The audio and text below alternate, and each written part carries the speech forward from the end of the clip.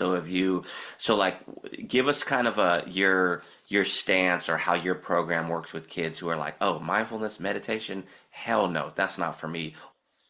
Yeah, I think it just really starts with the relationship. Yeah.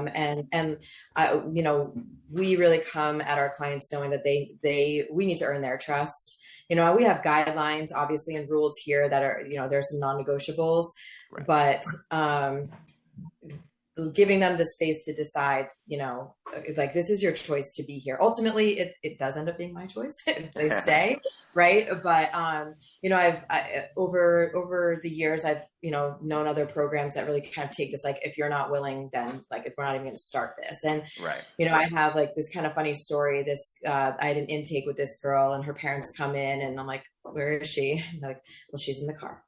She's not coming in. I'm like, okay, well, that's not the first time that's happened. So I kind of go out to the parking lot, and I like go out to the car, and I kind of like, she's on her phone, right? Like just scrolling or whatever, and won't look out the window at me. I'm kind of like knocking, like, hi, could you just like roll down the window? And she was like, nope. And I'm like, all right. So I come back inside and tell the parents, I'm like, yeah, I don't think she's gonna get out of the car.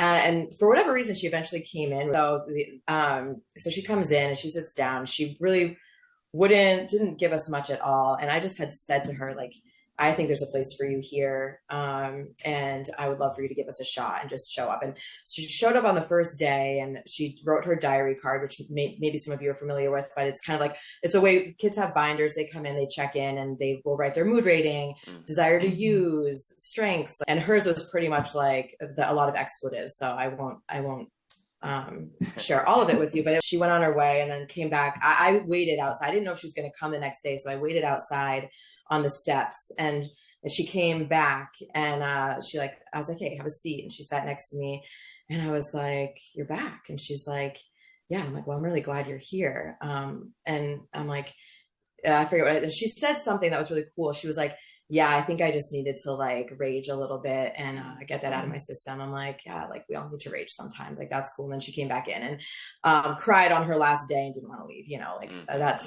you know, a great story. But I think the point is that she needed to see what we were going to do with her behavior.